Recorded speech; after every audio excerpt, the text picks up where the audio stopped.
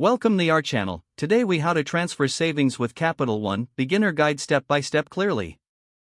To transfer savings with Capital One, begin by logging into your Capital One account on the website. If you don't have an account, create one by clicking on the sign up button and following the prompts. Once logged in, navigate to the savings account that you wish to transfer funds from. Click on the transfer option, usually found in the dashboard or account menu. Select the account you want to transfer money to. Enter the amount you wish to transfer from your savings. Choose whether the transfer is one-time or recurring. Review the transaction details for accuracy. Confirm the transfer request. You will receive a confirmation notification once the transfer is complete. The funds will typically be available immediately or within a few business days, depending on the type of transfer.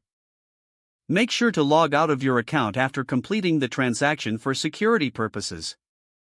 For additional assistance, you can access Capital One's customer service resources.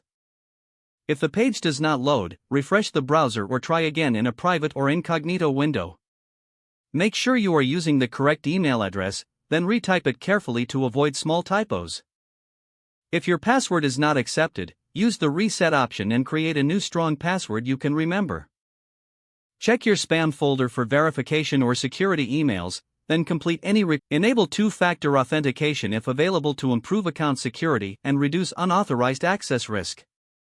After signing in, review your profile details so your contact information and settings are accurate and current. If you see an error message, note it down and try again after restarting your device and internet connection. Log out when you finish, especially on shared devices, to keep your account and payment information secure.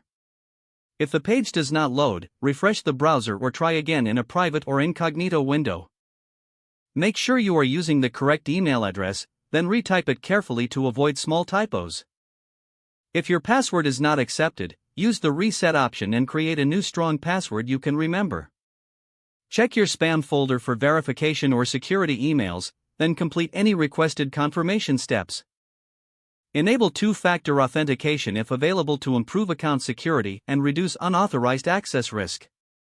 After signing in, review your profile details so your contact information and settings are accurate and current.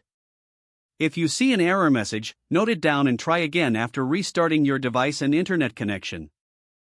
Don't forget to like this video and subscribe to our channel for more step-by-step tech guides.